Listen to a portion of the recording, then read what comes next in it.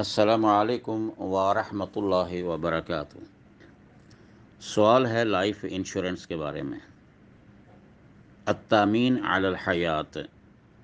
یا بیمہ زندگی، کیا یہ جائز ہے یا حرام ہے؟ بسم اللہ الرحمن الرحیم، الحمد للہ وکفا والصلاة والسلام علی من لا نبی بعدہ وبعد۔ قال اللہ تعالی اعوذ باللہ من الشیطان الرجیم وَأَحَلَّ اللَّهُ الْبَيْعَ وَحَرَّمَ الرِّبَا، سورہ البقرہ آیت نمبر 275۔ اللہ نے تجارت کو حلال قرار دیا ہے اور سود کو حرام قرار دیا ہے۔ اور سورہ المائدہ میں ارشاد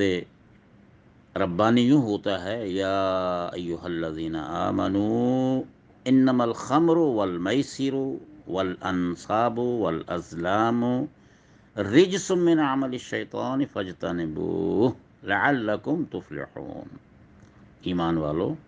شراب، جوا اور جو پرستش گاہیں ہیں وہاں، یا جو پانسا نکالنے کے لیے، فال نکالنے کے لیے وہ جو تیر نکالے جاتے ہیں، یہ سارا کام جو ہے نا، یہ شیطانی عمل ہے، پلیدی ہے، گندگی ہے شیطان کی۔ اس سے اجتناب کرو، اس سے بچو تاکہ تم کامیاب ہو جاؤ۔ سورہ المائدہ آیت نمبر 90 اور 91 ہے۔ نبی کریم صلی اللہ علیہ وسلم نے یہ ارشاد فرمایا ہے کہ وہ بیع، وہ تجارت، وہ سودا کرنا تجارتی لحاظ سے جس میں دھوکہ ہو، وہ ممنوع ہے۔ امام مسلم نے تو البیوع باب باندھا ہے، باب بطلان بیع الحصات والبیع الذی فیہ غرر۔ اس تجارت کے باطل ہونے پر باب جس کے اندر دھوکہ ہے، جس کے اندر دھوکہ ہے، زیادتی ہے، ظلم ہے۔ صحیح مسلم کی روایت نمبر 1513، اس میں نبی کریم صلی اللہ علیہ وسلم نے یہ ارشاد فرمایا، نہى النبی صلی اللہ علیہ وسلم عن بیع الحصاة والبیع الذی فیہ غرر۔ وہ کاروبار، وہ لین دین، وہ تجارت جس میں دھوکہ ہو، ایک پارٹی کو، ایک طرف کو، طرفین میں سے کسی ایک کو دھوکہ ہو، اور جس میں چیز واضح نہ ہو، کلیئر نہ ہو، تو وہ حرام ہے۔ کیونکہ شریعت کی بنیاد تو یہ ہے کہ خیر خواہی، بھلائی، محبت، پیار، الفت، یگانگت، یہ پیدا کرنا مقصود ہے۔ تو کوئی ایسی چیز، کوئی ایسا کاروبار بھی کرنے کی اجازت نہیں ہے جس کاروبار کے اندر دھوکہ ہو، فراڈ ہو، زیادتی ہو، ظلم ہو جائے، کیونکہ اس کے بدلے میں نتیجہ بہت گندا نکلتا ہے، دشمنی پیدا ہوتی ہے، دوری پیدا ہوتی ہے، تو منع فرما دیا ہے۔ یہ قرآن پاک کی آیات اور احادیث میں سے ایک حدیث کا جو حوالہ دیا گیا ہے آپ حضرات کے لیے، وہ مقصود اس کا یہ ہے تاکہ یہ بات بنیادی طور پر سمجھ لی جائے کہ اللہ رب العالمین کا ارشاد گرامی ہے کیا، اور نبی کریم صلی اللہ علیہ وسلم نے کیا ارشاد فرمایا ہے۔ تو آئیے اب ہم اس بات کی طرف آتے ہیں جس میں آج تقریباً ساری دنیا ہی انوالو ہو چکی ہے اور کمپنیاں بن چکی ہیں، بلکہ بعض تو کمپنیوں کے نام ہیں تامینات الاسلامیہ، شرکت التامین التعاونی الاسلامی، اور اس میں بتایا جاتا ہے کہ اس میں تکافل ہے، استثمار ہے، اور اس میں یہ بھی سوال پیدا ہوتا ہے کہ انشورنس کا مقصد کیا ہوتا ہے۔ خاص طور پر ابھی ہم توجہ مرکوز رہے گی ہماری لائف انشورنس کے بارے میں، کہ زندگی کے بارے میں کیا ہوتا ہے۔ اس میں ایک ایگریمنٹ ہو جاتا ہے، دو پارٹیاں کرتی ہیں، تامین لینے والا جو ہے، انشورنس لینے والا اور دینے والا وہ ایگریمنٹ پر سائن کرتا ہے کہ میں ماہانہ 2,000 یا 3,000 روپیہ، ڈالر، ریال، وہ میں ادا کروں گا، اور میری یہ جو تامین ہے، یہ انشورنس جو ہے، یہ جو بیمہ ہے، یہ 3 سال کے لیے ہے۔ ہاں، اگر اس صورت میں دیکھیے کہ اگر کوئی بندہ 2-3 قسطیں دیتا ہے اور وہ لائف انشورنس ہوتی ہے، موت کی صورت میں اس کے ورثہ جو ہیں یا جو بھی ہیں جن کو وہ پاور دیتا ہے، اتھارٹی دیتا ہے، وہ اس رقم کو وصول کر لیں گے۔ اگر اس نے 2-3 قسطیں جمع کرائی ہیں اور اس کو اللہ کی طرف سے بلاوا آ گیا ہے، تو اس نے تقریباً وہ 10-15% جو ہے نا، یا اس سے بھی کم رقم ادا کی ہے، تو اگر اس کی موت واقع ہو گئی ہے تو باقی جو پیسے ہیں، 2.5-3 لاکھ جو ہیں، ریال ہے، ڈالر ہیں، یا روپے پیسے ہیں، جو بھی ہے، وہ اس کو کس چیز کے دیے جا رہے ہیں؟ اس کو گھاٹا کس کو پڑ رہا ہے؟ اس کمپنی کو، جو دو طرف ثانی ہے، جو سیکنڈ پارٹی ہے۔ فرسٹ پارٹی جو ہے وہ کون ہے؟ جو انشورنس لے رہی ہے، یا اس کے برعکس کہہ لیں تو ایک پارٹی کو دھوکہ ہو رہا ہے۔ بہنیں اس طرح کہ اگر وہ ساری قسطیں ادا کر دیتا ہے اور تندرست رہتا ہے، الحمدللہ، وقت پورا ہو جاتا ہے، پیریڈ پورا ہو جاتا ہے، تو اس کے تو سارے پیسے گئے، وہ کمپنی اس کی مالک ہو جاتی ہے۔ تو یہ وہ ہے جس میں غرر ہے۔ اس لیے علماء کرام نے یہ بات کہی ہے فتاوی میں، جن کے الفاظ یہ ہیں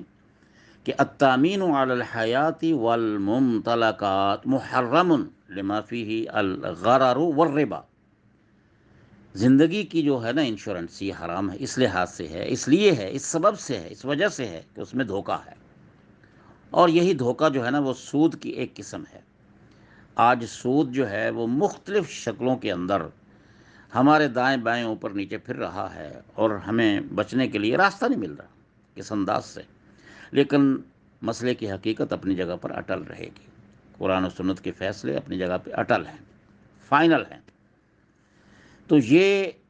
قرآن پاک کا جو ریفرنس دیا گیا ہے، سورہ البقرہ 275 نمبر اور سورہ المائدہ 90-91 نمبر، جو ہے کہ اللہ نے کاروبار تو حلال تجارت کو تو حلال قرار دیا، اور سود جہاں بھی آتا ہے، جس شکل میں بھی آتا ہے، اس کو حرام قرار دیا گیا ہے، اور اس کو شیطانی عمل کہا گیا ہے، پلیدی کہا گیا ہے۔ یہ شیطان جو عمل کرتا ہے، یہ شیطانی عمل جو ہے، اس کو کہا گیا ریجسن من عمل الشیطان۔ یہ شیطان کی طرف سے ایک پلیدی ہے، ناپاکی ہے، ایک گند ہے، تو اس سے بچو تاکہ تم کامیاب ہو جاؤ۔ تو ایک تو مسئلہ بڑا کلیئر ہے کہ یہ قرآن و سنت کی روشنی میں یہ حرام ہے، یہ ایک رائے ہے۔ اب دوسری رائے کمپیریٹیولی اسٹڈی کرتے ہوئے، تاکہ آپ کے ذہن میں یہ بات آ جائے اور فیصلہ کرنا آسان ہو جائے کہ ہم نے کس پہلو کو اختیار کرنا ہے۔ دوسرا ہے کہ دارالافتاء مصری جو ہے، اس میں بھی بڑے بڑے علماء ہیں۔ وہ کہتے ہیں کہ نبی کریم صلی اللہ علیہ وسلم نے یہ ارشاد فرمایا تھا مینا میں، وَلَا يَحِلُّ لِامْرِئٍ مِّن مَّالِ أَخِيهِ إِلَّا مَا طَابَتْ بِهِ نَفْسُهُ۔ کسی آدمی کے لیے کسی اپنے بھائی کا مال لینا جائز نہیں ہے، ہاں، جسے وہ اپنی مرضی سے دینا چاہے، جس کے مال لینے سے اس کو کوئی تکلیف نہ ہو، اور وہ رغبت، اپنی رغبت سے، اپنی مرضی سے، اپنی منشا سے وہ ان کو ادا کر دے، یا لینے میں کوئی رکاوٹ پیدا نہ کرے، تو وہ جائز ہے۔ تو اس سے دلیل لیتے ہوئے انہوں نے کہا کہ اس سے یہ مراد نہیں ہے تامین سے اور انشورنس سے کہ کوئی اس سے سود لیا جا رہا ہے، کیونکہ یہ دو پارٹیوں کے درمیان ایک معاہدہ ہوتا ہے جس میں دونوں راضی ہیں، یعنی التامین یتراضی به الطرفان علی اخذ المال بطریق مخصوص فیکون حلالا۔ ان کی یہ دلیل ہے کہ یہ تامین جو ہے، یہ انشورنس جو ہے، اس میں طرفین، دونوں پارٹیاں اس بات پر متفق ہوتی ہیں کہ وہ ایک مخصوص طریقے سے وہ مال کو حاصل کرتے ہیں، وہ ان کے لیے جائز ہے۔ اور یہ التکافل اجتماعی ہے، یہ التعاون علی البر والتقوی ہے، یعنی اس ان کے فتوے میں یہ ہے کہ یہ اس میں التکافل اجتماعی، یعنی سوشل افیئرز میں، یا سوشل جو ہمارے سماجی جو معاملات ہیں، حادثات کی صورت میں وہاں آپ کو پتہ ہے کہ انسان بڑی مشکل میں ہوتے ہیں، بچے یتیم ہو جاتے ہیں، عورتیں بیوہ ہو جاتی ہیں، تو ان کو سنبھالنے کے لیے ذمہ داری تو ہے حکومت وقت کی، لیکن اگر کوئی ریاست یہ کام نہیں کر رہی تو اس کے لیے کوئی نئے نئے طریقے اختیار کیے گئے ہیں، تو یہ ایک سپورٹ دینا مقصود ہوتا ہے۔ لیس المقصود من التامین هو الربح او القصب غیر المشروع۔ وہ کہتے ہیں کہ اس سے مقصد یہ نہیں ہوتا، کیونکہ ان کے فتوے کے اندر یہ بات جو واضح ہوئی ہے وہ میں نے آپ حضرات کے سامنے وہ عربی عبارت پڑھی ہے، یہ کوئی قرآن نہیں، ان کے فتوے کا ایک حصہ ہے۔ لیس المقصود من التامین هو الربح او القصب غیر مشروع، التامین یتراضی به طرفان، کیونکہ دونوں پارٹیاں کافی ہوتی ہیں، بلکہ یہ کہتے ہیں کہ یہ توکل کے بھی خلاف نہیں ہے، انما هو التکافل والتضامن والتعاون فی رفع ما یصیب الافراد من اضرار الحوادث والکوارث۔ یہ تو بھئی گارنٹی ہوتی ہے یہ تعاون کے لیے، تاکہ ان کی زندگی میں وہ مشکلات سے بچ جائیں جو حادثے کی صورت میں، کسی آفت کی صورت میں اس گھر میں آ پڑتی ہیں، اور بچے یتیم ہو جاتے ہیں، عورتیں بیوہ ہو جاتی ہیں، کمانے والا کوئی نہیں ہوتا، تو یہ تو ان کے ساتھ ایک تعاون ہے۔ اور اللہ کا فرمان ہے وَتَعَاوَنُوا عَلَى الْبِرِّ وَالتَّقْوَىٰ، نیکی کے کاموں میں، بھلائی کے کاموں میں بڑھ چڑھ کے حصہ لو، وَلَا تَعَاوَنُوا عَلَى الْإِثْمِ وَالْعُدْوَانِ، اس میں تو کوئی زیادتی نہیں ہے، تو اس میں وہ کہتے ہیں غرر نہیں ہے، اس میں ربا نہیں ہے۔ مصری علماء نے یہ اس کی تعبیر کی ہے۔ اب میں نے دونوں باتیں اس لیے سامنے رکھی ہیں تاکہ ہمیں سمجھنا آسان ہو جائے۔